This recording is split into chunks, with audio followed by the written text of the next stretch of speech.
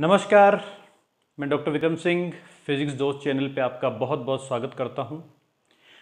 आज का हमारा टॉपिक है रोलिंग फ्रिक्शन। रोलिंग फ्रिक्शंस, जैसा कि नाम से ही पता लग रहा है, ऐसा फ्रिक्शंस जब क्या हो रहा, रोल हो रही है, कोई भी ऑब्जेक्ट किसी सरफेस के ऊपर रोल हो रही हो, तब उसके कोई जो फोर्स ऑफ फ्रिक्शंस जो रोल प्ले करता है उसे हम क्या कहेंगे, रोलिंग फ्रिक्शंस कहेंगे। रोलिंग फ्रिक्शंस का मतलब रोल, कोई चीज रोल कर रही हो। अब कोई चीज रोल कब करती है, जब वो क्या हो, सर्कुलर हो, ये तो पता ही है, सर्कुलर हो, ठीक है, या स्फेरिकल हो, तभी वो रोल कर सकती है, ठीक है। स्फेरिकल ऑब्जेक्ट या सर्कुलर ऑब्जेक्ट ही रोल कर सकता है। तो इनके एग्जाम्पल है हमारा व्हील, कोई भी व्हील, और इसका एग्जाम्पल है बॉल। तो ये दोनों क्या करेंगी, रोल कर सकती हैं, ठीक है। यानी ये आपके ये सरफेस है, तो इस सरफेस के ऊपर क्या है, ये आपका कोई भी एक सर्कुलर व्हील है, ठीक है, ये व्हील, तो ये क्या करेगा, इस पर रोल कर सकता है। और कोई बॉल होगी, वो बॉल क्या हो सकती है, वो भी कोई सॉलिड बॉल या कैसी भी बॉल है, वो भी क्या कर सकती है, रोल कर सकती है, रोल करेंगी, ठीक है। यानी कि रोलिंग मूवमेंट होना जरूरी है। अब ध्यान से देखिए आप, ये जो व्हील है, it is the greatest invention of history है। आज तक का जितना भी मेरे हिसाब से सबसे इंपॉर्टेंट, अगर यानी कि one of the most 10 important invention में से एक मानता हूं मैं इसे, ठीक है ना। जैसे एक तो फायर की जो इन्वेंशन हुआ था वो भी बहुत इंपॉर्टेंट थी, उसी के साथ साथ में क्या है, हाउ टू जनरेट फायर, ये भी बहुत एक इंपॉर्टेंट इन्वेंशन था, ह्यूमन द्वारा किया गया। ठीक वैसे ही व्हील का जो इन्वेंशन है वो भी क्या है, बहुत इंपॉर्टेंट था, ठीक है। इसके बारे में थोड़ा सा बताने से पहले, इसका स्टार्ट करने से बताता हूँ, ये फ्रिक्शन कैसा है, फ्रिक्शन है क्या एक्चुअल में, ये फ्रिक्शन जो है, फोर्स ऑफ फ्रिक्शन है, ये बेनिफिशियल है या कैसा है, क्या है, ठीक है। तो एक्चुअल में क्या है, ये टू वे है, इसके बेनिफिट्स भी है, ये नेसेसरी इविल है, ये इट इज नेसेसरी इविल है, ठीक है। ये ऐसा शैतान है जो क्या है, बहुत जरूरी है, क्योंकि ये नहीं हो तो इसके बगैर हमें नुकसान तो होते ही होते हैं, लेकिन ये नहीं हो तो बहुत से काम होने भी बंद हो जाएंगे। कैसे कि यदि आपने महसूस किया होगा, आपको क्या है, घर में चलना है, तो चिकना फर्श है तो उस पर आप चल नहीं सकते, तो उसके लिए क्या होना चाहिए, वहाँ थोड़ा सा फ्रिक्शन होना चाहिए। यानी कि हम किसी भी फ्लोर पे चल रहे हैं, हम वॉकिंग जो कर रहे हैं, तो वो फ्रिक्शन की वजह से ही कर रहे हैं, वरना हम चल ही नहीं पाते, हम क्या होते, बार बार स्लिप होके गिर जाते। तो जो हम चलने का मूवमेंट आ रहा है वो उसकी वजह से है। कोई जो गाड़ियां चल रही है, जितनी भी गाड़ियां चल रही है, वो सब गाड़ियां भी क्या हो रहा है, इसकी स्टार्ट जो उनके अंदर मोशन वो स्टार्ट करती हैं, व्हील मूव करना, रोटेट करना, वो इस फ्रिक्शन की वजह से ही करती है। फिर एक बार जब वो रोटेशन में आ जाती है, मान लो किसी यूनिफॉर्म मोशन में है, तो अब उसको रुकना है, तो उसको रुकने में जो हेल्प करेगा ना, ब्रेक जो लग रहा है, तो वो ब्रेक लगाने का काम भी क्या करता है, ये फ्रिक्शन ही करता है। अगर फ्रिक्शन नहीं होता तो गाड़ी रुकती ही नहीं, और हमें क्या हो जाता, हमारी लाइफ रुक जाती। तो सोचिए आप, ये फोर्स ऑफ फ्रिक्शन कितना जरूरी है। ये तो हम मानते हैं कि जब कार जब चल रही थी तो उसको उसके पेट्रोल की बर्बादी का काम या उसके फ्यूल की बर्बादी का काम, फ्यूल को बर्बाद करने का काम तो फ्रिक्शंस करता है। लेकिन जब हमें रुकना हो, हम हमारी मंजिल पे पहुंच गए, और मंजिल पे पहुंचने के बाद हमें रुकना है, तो उसे रुकने का काम कौन करता है, रोकने का काम ये फोर्स ऑफ फ्रिक्शन ही करता है, वरना गाड़ी रुकती ही नहीं, ब्रेक काम करते ही नहीं। और ब्रेक काम नहीं करते, और क्या हो जाता कि टायर, हम ब्रेक लगाते तो क्या करते, ये जो टायर है ये क्या करता, रोलिंग तो बंद कर देता, ब्रेक लगाने पे क्या हो जाता, ये रोलिंग तो बंद हो जाती, लेकिन ये इसका जो स्लाइडिंग मूवमेंट है वो चलता ही रहता।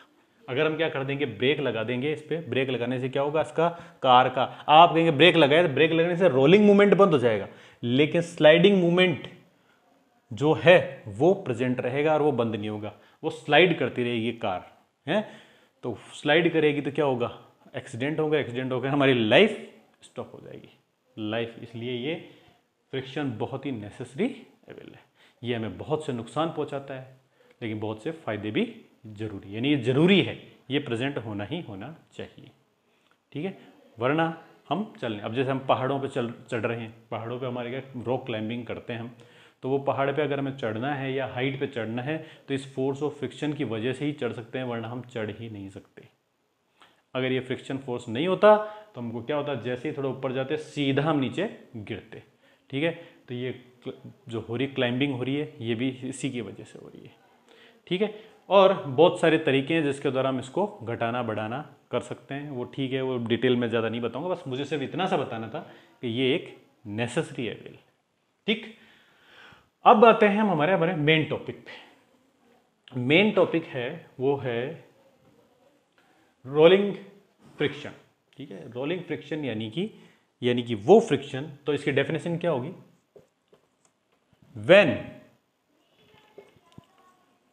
when an object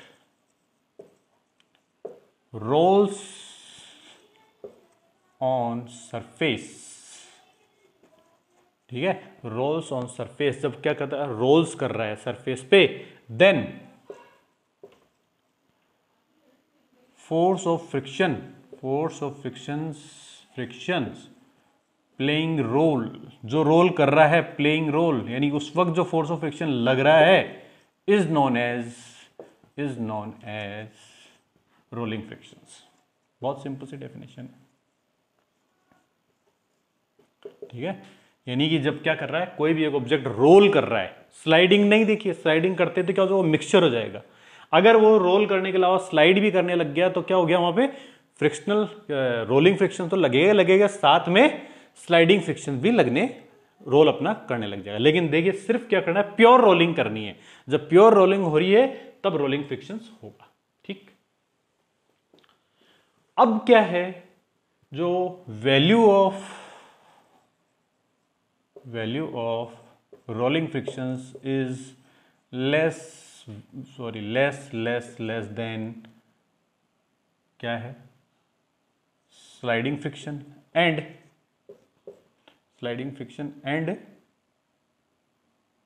static frictions.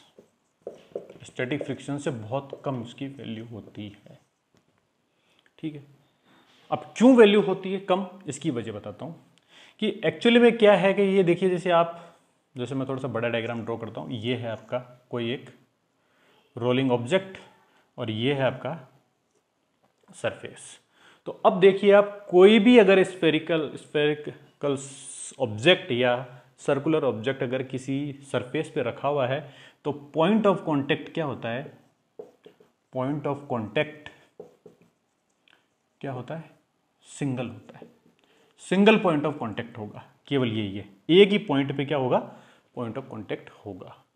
अब इसने क्या किया, रोलिंग स्टार्ट किया तो ये पॉइंट क्या करेगा, इस सरफेस से ऊपर उठ जाएगा।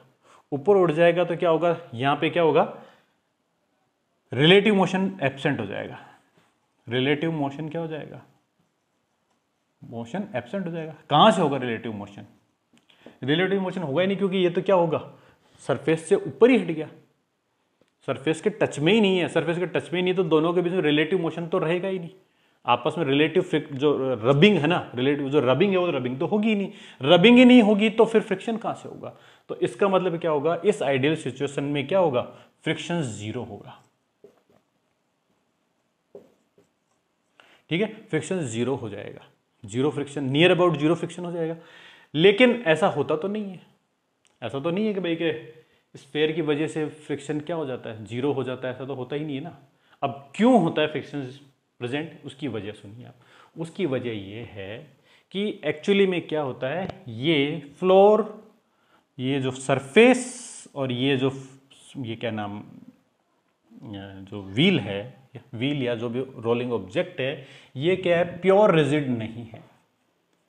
प्योर रिजिड नहीं है। रिजिड का मतलब इनकी शेप मेंटेन नहीं रहती है। इसमें क्या है, खुद में भी थोड़ा सा वेट है, तो इसके वेट की वजह से और जब वेट इसके ऊपर पड़ेगा उसकी वजह से इन दोनों में क्या होता है, इनकी जो सरफेस है वो क्या हो जाती है, रिजिड नहीं है, ये मिसशेप हो जाती है। तो मिसशेप होकर के क्या हो जाएगा, देखिए ये इस तरह से हो जाएगा, ये इस तरह से मिसशेप हो जाएगी। और ऐसे ही ये जो फ्लोर है ये भी क्या हो जाएगा, इसके हिसाब से मिसशेप हो जाएगा, शेप बिगड़ जाएगी। ठीक है, तो अब देखिए पॉइंट ऑफ कांटेक्ट क्या हो गए, बढ़ गए। पॉइंट ऑफ कांटेक्ट क्या है, बढ़ गए हैं, चेंज हो गए ना। जब पॉइंट ऑफ कांटेक्ट बढ़ गए हैं तो अब क्या है, अब क्या होगा, यहां पे फ्रिक्शन जीरो नहीं रहेगा, कोई force of friction role play करने लग जाएगा। उसी फोर्स फ्रिक्शन को क्या कहते हैं, ठीक है, उसको रोलिंग फ्रिक्शन कहते हैं। और ये कितनी बिगड़ेगी, ये क्या करता है, depends on properties of floor and object.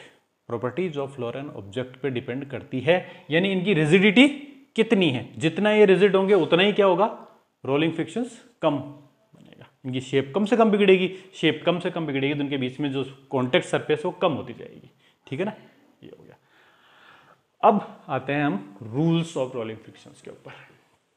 Rules, ठीक है, रोलिंग फ्रिक्शंस के रूल्स ये है, rolling friction is f r. तो ये एफ आर है, f are is directly proportional to normal reaction और आर ऑफ ऑब्जेक्ट। ऑब्जेक्ट की जो नॉर्मल रिएक्शन है या नॉर्मल रिएक्शन उसके डायरेक्टली प्रोपोर्शनल है। Second, f are is directly proportional या inversely proportional to 1/r radius of, ये क्या है, रेडियस ऑफ ऑब्जेक्ट है। ठीक है, जो भी ऑब्जेक्ट है उसकी रेडियस है। अब हम क्या करते हैं, इन दोनों को जब कंबाइन कर देते हैं तो F are is directly proportional to n/r। r/r मैं इसलिए नहीं लिख रहा हूं को थोड़ा सा कंफ्यूजन रहेगा, इसलिए मैंने n/r लिखा है। कुछ बुक्स के अंदर स्मॉल r भी लिखा हुआ है, लेकिन ठीक है, उसके बजाय ये ठीक रहेगा। इससे क्या थोड़ा सा हमें ध्यान रहेगा भाई ये r रेडियस है और ये n क्या है, नॉर्मल रिएक्शन है। वरना क्या होगा, अगर आपने फॉर्मूले को रटा हुआ है, याद किया हुआ है, आपने वैल्यू उल्टी सीधी कर दी, यानी कि इसको तो रिएक्शन मान लिया और इसको वो मान लिया, तो गड़बड़ हो जाएगी। ठीक है, और बाकी अगर हैं आप याद कर सकते हो वैसे याद कर लीजिए, कोई फर्क नहीं पड़ता। अब ये जो नॉर्मल रिएक्शन का जो डायरेक्टली प्रोपोर्शनल का जो रिलेशन है, इसको इक्वल में बदलने के लिए हमें एक कांस्टेंट की जरूरत पड़ती है। तो F are is equal to क्या हो जाएगा, that is mu R n/r हो जाएगा, ये म्यू आर आ जाएगा। तो ये म्यू आर क्या है, what is mu R, mu R is coefficient of rolling frictions है, इसको कोएफिशिएंट ऑफ रोलिंग फ्रिक्शन कहते हैं। इसकी भी देखिए, आप ध्यान से देखिए, इसकी भी एक खासियत है। वो खासियत ये है कि ये दोनों सिचुएशन में, स्लाइडिंग फ्रिक्शन और स्टैटिक फ्रिक्शन के मामले में तो क्या था, ये कोएफिशिएंट डायमेंशनलेस था, लेकिन यहां पे क्या, ये डायमेंशनल है। ठीक है, इसकी डायमेंशन होती है, डायमेंशन क्या हो जाती है इसकी, मीटर यूनिट आ जाएगी इसकी मीटर डायमेंशन हो जाएगी। उस कंडीशन में डायमेंशनल था और ये डायमेंशनल हो जाएगा। तो देखिए, एक इस तरह का छोटा क्वेश्चन मल्टीपल चॉइस का बन सकता है। ठीक है, out of these which is dimensional quantity. ठीक है, एक दे दिया वो कोएफिशिएंट, स्लाइडिंग कोएफिशिएंट, वो स्टैटिक कोएफिशिएंट और रोलिंग कोएफिशिएंट दे देंगे, और चौथा हो जाएगा ऑल ऑफ अबव। तो गलती से ऑल ऑफ अबव मत कर देना, ये डायमेंशनल है और बाकी दोनों क्या है, डायमेंशनलेस है। ठीक है, ये याद रखिएगा। तो फाइनल कंक्लूजन क्या बना, F are is equal to mu R n/r। ठीक है, ये बन गया। अब आप ध्यान से देखिए, क्या है, किसी भी एक सिचुएशन के लिए F are is less than is equal to F kinetic यानी sliding, and is less than equal to F static. ठीक है, एफ स्टैटिक होता है तो mu R is less than equal to mu K is less than equal to mu static, ये होगा। तो इन सब बातों को ध्यान में रखते हुए हम क्या कर सकते हैं, कोई भी तरह के क्वेश्चन सॉल्व कर सकते हैं। ठीक है, इसी के साथ रोलिंग फ्रिक्शन की इंफॉर्मेशन को हम यहीं समाप्त करते हैं। अब क्या है कि जब हमने तीनों तरह के फ्रिक्शंस पढ़ लिए हैं, ठीक है ना, तीनों टाइप के फ्रिक्शंस पढ़ लिए हैं, तो इन पे बेस्ड क्या है, कुछ न्यूमेरिकल्स करते हैं, कुछ क्वेश्चंस आपको मैं सॉल्व करते हैं। ठीक है, तो उनको क्वेश्चंस को करेंगे, न्यूमेरिकल्स को करेंगे, तो उनके न्यूमेरिकल से हमें कंसेप्ट समझने में सहायता मिलेगी। देखिए एक क्वेश्चन है, इसको मैंने मेरे तरीके से लिखा है, कई बुक्स में मिल जाएंगे इस तरह के क्वेश्चंस। ठीक है, क्वेश्चन ये है, एक ब्लॉक है 2 kg का, 2 kg का ब्लॉक है, उसके ऊपर क्या हो रहा है, 3 न्यूटन का फोर्स हमने अप्लाई किया है, 3 न्यूटन का फोर्स हम अप्लाई करते हैं। तो ये कह रहा है कि कैलकुलेट फोर्स ऑफ फ्रिक्शन। तो आप क्या कीजिए, फोर्स ऑफ फ्रिक्शन कैलकुलेट कीजिए, जो इसके ऊपर क्या होगा, फोर्स ऑफ फ्रिक्शन जितना लगेगा वो कैलकुलेट कीजिए।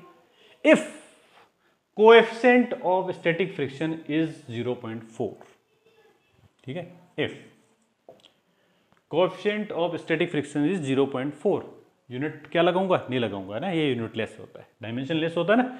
तो ऐसी सिचुएशन है, तो ये कह रहा है कि calculate force of frictions.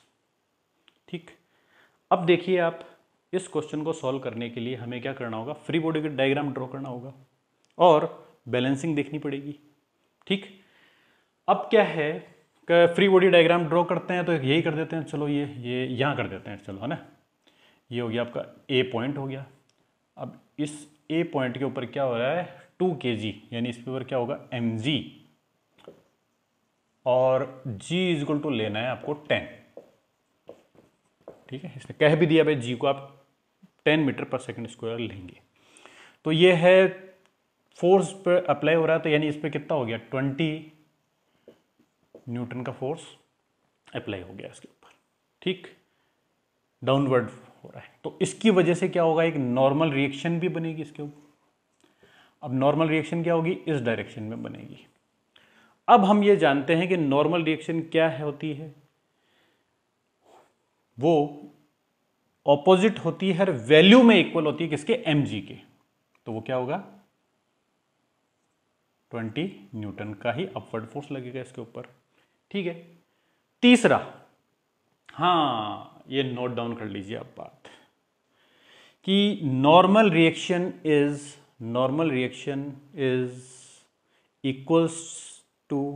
Equal and opposite to vertical component of mg। ठीक है ना, क्या होगा, वर्टिकल कंपोनेंट ऑफ mg के इक्वल होती है, equal and opposite to vertical component of mg। अब क्योंकि इस सिचुएशन के अंदर क्या है, mg का वर्टिकल कंपोनेंट भी यही है, इस वजह से r भी या 20 न्यूटन ही होगा। ये नोट डाउन कर लीजिए आप, आगे अभी हम जैसे थोड़ा आगे करेंगे ना तब होगा। Normal reaction is equal and opposite to vertical component of mg।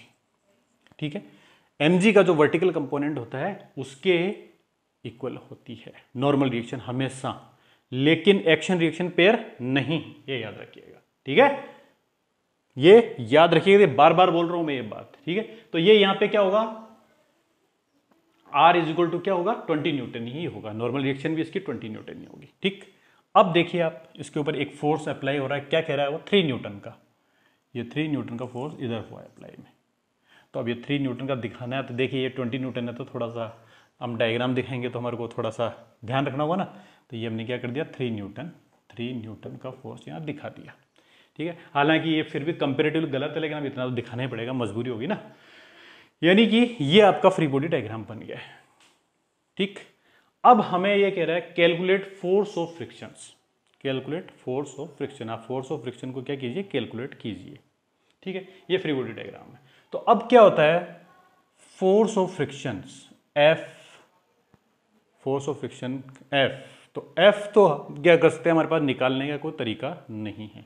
ठीक है, एफ का निकालने से पहले हमें क्या निकालना पड़ेगा, हमें एक चीज निकालनी पड़ेगी, वो है एफ मैक्स, यानी लिमिटिंग फोर्स ऑफ फ्रिक्शन निकालना पड़ेगा। तो लिमिटिंग फोर्स ऑफ फ्रिक्शन क्या होता है, एफ मैक्स या एफ लिमिटिंग, इसको एफ लिमिटिंग भी बोल सकते हैं ना, लिमिटिंग।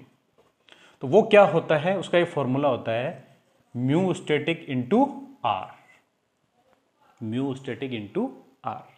इसका मतलब क्या हो गया, वो कितना होगा, म्यू है आपका 0.4 और ये कितना है 20, तो ये 20 लिखा, तो ये कितना हो गया 8 न्यूटन। कितना हो गया एफ मैक्स, 8 न्यूटन होगा। ठीक है, तो अब एफ कितना होगा, एफ क्या है एक्चुअल में, सेल्फ लिमिटिंग है। क्या जानते हैं हम, सेल्फ लिमिटिंग है। लेकिन कब तक है सेल्फ लिमिटिंग, वो up to limit of F max, जो मैक्सिमम फोर्स ऑफ फ्रिक्शन है उसकी लिमिट तक वो क्या है, सेल्फ लिमिटिंग है। यानी कि हमने फोर्स इसके ऊपर 3 न्यूटन का लगाया है, तो जो फोर्स ऑफ फ्रिक्शन जो लगेगा इस पे, वो एफ, वो भी कितना होगा, 3 न्यूटन ही होगा। तो देखिए कैलकुलेट फोर्स ऑफ फ्रिक्शन, तो फोर्स ऑफ फ्रिक्शन कितना होगा, 3 न्यूटन ही होगा। तो इसका आंसर क्या हो गया, इस पे फोर्स ऑफ फ्रिक्शन कितना लगेगा, 3 न्यूटन लगेगा। अब आप कहोगे कि इनकी और इनकी क्या आवश्यकता पड़ गई थी, कोई आवश्यकता पड़ी या नहीं पड़ी, पर हमने पड़ेगी या नहीं पड़ेगी, लेकिन वो तो करना ही पड़ेगा ना, ड्रॉ करना ही पड़ेगा। इनकी आवश्यकता ये पड़ी कि हमें क्या है, आर की वैल्यू फाइंड आउट करनी थी। अब आर क्या है, एम जी के इक्वल है। अब बाई चांस मान लीजिए सिचुएशन ऐसी होती है कि एम जी क्या होता है, इंक्लाइंड होता, एम जी इंक्लाइंड होता, तो आर की वैल्यू चेंज हो जाती ना, और अगर यहाँ कोई एक्सेलरेशन होता तब भी आर की वैल्यू क्या हो जाती, चेंज हो जाती। ठीक है ना, तो इस वजह से क्या है, हम ये, हाँ वो जो नोट था कि R is equal to vertical component of M G, वो केवल इक्विलिब्रियम की सिचुएशन में ही लगेगा, अदरवाइज नहीं लगेगा। देखिए अभी हमने जब पीछे फ्री बॉडी डायग्राम का क्वेश्चन देखा था, तब क्या था, वहां पे आर की वैल्यू क्या थी, एम जी के इक्वल नहीं थी। क्यों नहीं थी, क्योंकि वहां पे क्या था, फ्लोर यील्ड प्रेजेंट थी, यानी नेट फोर्स प्रेजेंट था। तो ये वो जो नोट है, अभी पीछे जो नोट लिखा था, वो नोट केवल इक्विलिब्रियम सिचुएशन में ही एप्लीकेबल होगा, अदरवाइज नहीं होगा। अदरवाइज उसमें से हमें क्या करना पड़ेगा, नेट फोर्स माइनस करना पड़ेगा। एमजी में से नेट फोर्स, वर्टिकल कंपोनेंट में से नेट फोर्स माइनस करेंगे, तब ही रिएक्शन की वैल्यू आएगी। ठीक है, तो अब क्या है, ये 3 न्यूटन का फोर्स लग रहा है, तब ये एफ भी, फोर्स ऑफ फ्रिक्शन भी कितना लगेगा, 3 न्यूटन ही लगेगा। ठीक है, और object will not move, object will not move, तो ये ऑब्जेक्ट क्या करेगा, मूव नहीं करेगा। ठीक है, अगर हमने 4 न्यूटन लगाया तब भी क्या करेगा, ये मूव नहीं करेगा। 5 न्यूटन, 6 न्यूटन, 7 न्यूटन तक लगाते रहेंगे, ये मूव नहीं करेगा। ये फोर्स ऑफ फ्रिक्शन क्या, सेल्फ लिमिटिंग है, बढ़ता जाएगा। ठीक है ना, ये सेल्फ लिमिटिंग का कंसेप्ट। अगर हमने 3 न्यूटन का 4 कर दिया तो ये फोर्स ऑफ फ्रिक्शन क्या हो जाएगा, 4 न्यूटन हो जाएगा। और अगर हमने इसको 6 कर दिया, 7 कर दिया, तो ये होता जाएगा। अब क्या होगा, 8 न्यूटन कर देंगे तो क्या हो जाएगा, 8 न्यूटन करने पे क्या हो जाएगा, बैलेंसिंग कंडीशन आ जाएगी। ठीक है, और 8 न्यूटन के बाद में हम क्या करेंगे, जैसे ही थोड़ा सा फोर्स बढ़ाएंगे, ये मूव करना शुरू कर देगा। ठीक है, और मूव करना जब शुरू कर देगा, उसके बाद में role of static frictions finish हो जाएगा। क्या हो जाएगा, रोल ऑफ स्टैटिक फ्रिक्शन खत्म हो जाएगा, और वहां पे क्या करेगा, क्या आ जाएगा, role of kinetic frictions play करने लग जाएगा। Role of kinetic frictions play करना जाएगा। यानी कि हम क्या करते हैं, जो इस बात को मैं बताना चाहता हूं वो ये है कि हमने जैसे ही यहाँ पे 8 न्यूटन किया, देखिए आप 8 न्यूटन किया है ना, तो 8 न्यूटन करते ही क्या हो जाएगा, ये इस ऑब्जेक्ट के अंदर क्या हो जाएगा, बैलेंसिंग आ जाएगी। बैलेंसिंग आती 8 पॉइंट, यानी कि जस्ट बढ़ाते ही क्या हो जाएगा, ये मूव करना शुरू कर देगा। लेकिन जैसे ही मूव करना शुरू कर देगा, तब क्या हो जाएगा, ये 8 न्यूटन भी बहुत ज्यादा फोर्स हो जाएगा, ज्यादा फोर्स हो जाएगा। क्यों हो जाएगा, क्योंकि तब क्या होगा, इसका जो फोर्स ऑफ एफ मैक्स है ना, वो वैल्यू क्या हो जाएगी, म्यू काइनेटिक इंटू एन हो जाएगी। तो वो म्यू काइनेटिक की वैल्यू जो घट गई ना, मान लीजिए वो 0.2 है, तो 2 इंटू क्या हो गया 20, यानी कितना होगा 0.4, यानी कि क्या हो जाएगा 8 न्यूटन का फोर्स लगाने के थोड़ा सा आगे बढ़ाते क्या हो जाएगा, यहां पे 4 न्यूटन का नेट फोर्स मिल जाएगा। ठीक है, अब इसी चीज को अगले क्वेश्चन में करेंगे आप। ठीक है, इसे नोट डाउन कर लिया। ये जो कंसेप्ट है ना, ये 4 न्यूटन हो जाएगा। मैं नेक्स्ट क्वेश्चन में कराता हूं आपको। देखिए, ये एक क्वेश्चन और है, सेकंड क्वेश्चन। इस क्वेश्चन के द्वारा मैं क्या करूंगा, आपको जो पीछे जो कंसेप्ट रह गया था उसको थोड़ा सा आपको फिर रिवाइज करूंगा। ठीक है, वहां मैंने रोक दिया था, इसलिए रोक दिया था कि उसको, उस कंसेप्ट को अगर मैं इस क्वेश्चन के द्वारा समझाऊंगा तो आपको ज्यादा अच्छे तरीके से समझ में आएगा। ठीक है, देख क्वेश्चन इस तरह से है। एक ऑब्जेक्ट है 2 kg का, एक ऑब्जेक्ट है 2 kg का। ठीक है, तो इस ऑब्जेक्ट के ऊपर जब हम क्या करते हैं, 8 न्यूटन का फोर्स अप्लाई करते हैं, 8 न्यूटन का फोर्स अप्लाई कर देते हैं, तो it will start motion, it will start motion. जब हम 8 न्यूटन का फोर्स अप्लाई करते हैं तो ये क्या करता है, स्टार्ट करता है, मोशन स्टार्ट कर देगा। और जब हम 4 न्यूटन का फोर्स करते हैं, मोशन स्टार्ट करने के बाद में जब 4 न्यूटन का फोर्स लगाते हैं तो ये क्या करता है, it will start uniform motion. देखिए, बहुत इंपॉर्टेंट क्वेश्चन है, कंसेप्ट बहुत सारे जनरेट होंगे, इसे ध्यान रखिएगा आप। यानी कि क्या है, स्टार्ट 8 न्यूटन का फोर्स अगर हम इस पे अप्लाई करते हैं तो ये क्या करता है, इट विल स्टार्ट मोशन। ये क्या करेगा, 8 न्यूटन का फोर्स अप्लाई करने पर ये मोशन स्टार्ट कर देता है। ठीक है, और 4 न्यूटन फोर्स बाद, मोशन अटेंड करने के बाद, आफ्टर दैट, इसके बाद 4 न्यूटन का अप्लाई करने के बाद वो क्या करता है, यूनिफॉर्म मोशन अटेंड कर लेता है, यूनिफॉर्म मोशन आ जाता है। तो ये कह रहा है then find coefficient static force of static friction and coefficient of kinetic friction find out कीजिए। और जी हमें क्या लेना है, 10 मीटर पर सेकंड स्क्वायर लेना है। ठीक है, बहुत इंपॉर्टेंट क्वेश्चन है। अब इस क्वेश्चन को करने के लिए भी हमें क्या करना होगा, फ्री बॉडी डायग्राम बनाना होगा। तो फ्री बॉडी डायग्राम क्या है, वही दोनों situation, situation A and B. ठीक है, ये तो फ्लोर है और ये आपका क्या ए, और ये भी ए ही है मान लीजिए। अब इस पे क्या ऑब्जेक्ट कितना है, ये ऑब्जेक्ट रखा हुआ, तो इसके ऊपर क्या है 2 kg का, सॉरी नीचे क्या है 2 kg यानी 20 न्यूटन का फोर्स अप्लाई होगा। यही है, डाउनवर्ड क्या होगा, 20 न्यूटन का फोर्स अप्लाई होगा। अब क्योंकि ये परपेंडिकुलर है तो इसमें नॉर्मल रिएक्शन भी क्या बनेगी, 20 न्यूटन ही बनेगी।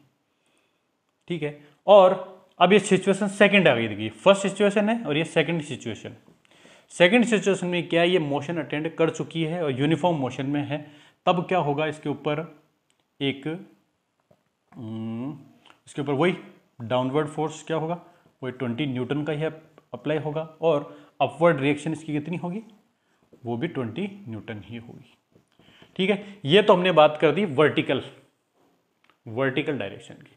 अब हम बात करते हैं किसकी, इसकी हॉरिजॉन्टल डायरेक्शन की। अब हॉरिजॉन्टल डायरेक्शन में ध्यान से देखिए आप, फर्स्ट सिचुएशन में क्या हो रहा है, 8 न्यूटन का फोर्स लग रहा था, तो ये 8 न्यूटन का फोर्स मैंने अप्लाई कर दिया, तो ये हो गया 8 न्यूटन। और यहां पे क्या हो रहा है, 4 न्यूटन का फोर्स अप्लाई हो रहा है। तब क्या है, 8 न्यूटन का फोर्स अप्लाई करने पर भी क्या हो रहा है, मोशन स्टार्ट हो जाता है। और यहां पे 4 न्यूटन का फोर्स अप्लाई करने पर क्या होता है, यूनिफॉर्म मोशन अप्लाई स्टार्ट हो जाता है। क्या ये इक्विलिब्रियम सिचुएशन है क्या, क्वेश्चन यही है। ठीक है, ये हमने क्या किया, फ्री बॉडी डायग्राम तो बना ही दिया, लेकिन क्वेश्चन मैं ये पूछता हूं, क्या ये, देखिए यहां पे मोशन हो रहा है, तो क्या ये फ्री इक्विलिब्रियम सिचुएशन है क्या, मोशन होते हुए भी? तो आप कहेंगे नहीं है, रॉन्ग, नहीं है, क्योंकि ये तो मोशन हो रहा है, तो चीज हिल रही है, तो हिल रही है तो इक्विलिब्रियम क्या हुई, इक्विलिब्रियम तो होता है स्टैटिक कंडीशन। लेकिन ये गलत जवाब है, ये भी क्या है, इक्विलिब्रियम सिचुएशन है। क्यों है, क्योंकि यहां पे यूनिफॉर्म मोशन हो रहा है, और यूनिफॉर्म मोशन पर सिचुएशन में क्या होता है, Newton's first law, there is no net force. यहां पे नेट फोर्स नहीं है, ठीक है ना, नेट फोर्स नहीं है, इसीलिए यहां पे यूनिफॉर्म मोशन हो रहा है। देखिए 4 न्यूटन लगाने से यूनिफॉर्म मोशन हो रहा है, यानी कि ये सिचुएशन भी क्या है, इक्विलिब्रियम सिचुएशन है, और ये सिचुएशन भी क्या है, इक्विलिब्रियम सिचुएशन ही है। दोनों सिचुएशन इक्विलिब्रियम सिचुएशन है। क्यों, क्योंकि यहां पे तो क्या हो रहा है, यहां पर तो यूनिफॉर्म मोशन है, और यहां क्या मोशन स्टार्ट होगा, अभी स्टार्ट हुआ नहीं है, देखो यहाँ स्टार्ट होने की पॉइंट आ गई, इसे थोड़ा सा आगे बढ़ाना पड़ेगा तभी स्टार्ट होगा, वरना स्टार्ट होगा। ये भी सिचुएशन क्या, इक्विलिब्रियम सिचुएशन है। दोनों ही सिचुएशन देखिए इक्विलिब्रियम सिचुएशन है। तो ये कितना शानदार और बढ़िया एग्जांपल है इक्विलिब्रियम को समझने का। मोशन होते हुए भी इक्विलिब्रियम सिचुएशन है, और यहां मोशन स्टार्ट होने वाला है तो भी यहां पे क्या इक्विलिब्रियम सिचुएशन है। ठीक, अब क्या है, क्योंकि 8 न्यूटन का फोर्स है और ये यहां पे इक्विलिब्रियम, अब ये कह रहा है फाइंड आउट म्यू एस और म्यू के। तो बहुत ही सिंपल है, बहुत ही सिंपल है।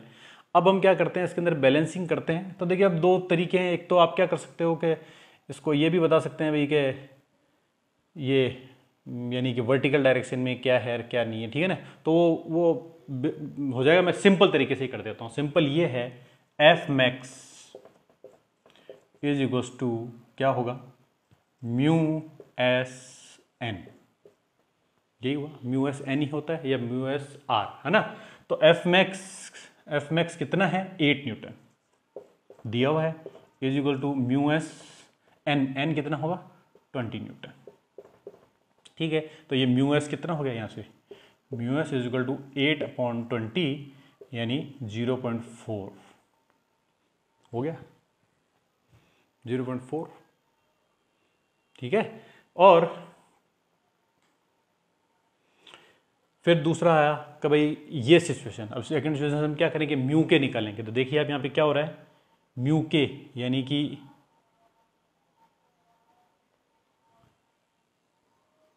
4 न्यूटन लगाने पर हमारे पास इसमें क्या हो रहा है, इक्विलिब्रियम हो रही है। तो वही F max is equal to mu K into N. तो एफ मैक्स यहाँ कितना लग रहा है, 4 न्यूटन लग रहा है। तो 4 newton is equal to mu K यानी म्यू के इंटू 20। तो देखिए आप mu K is equal to क्या हो गया, वही 4/20 इज इक्वल टू 0.2।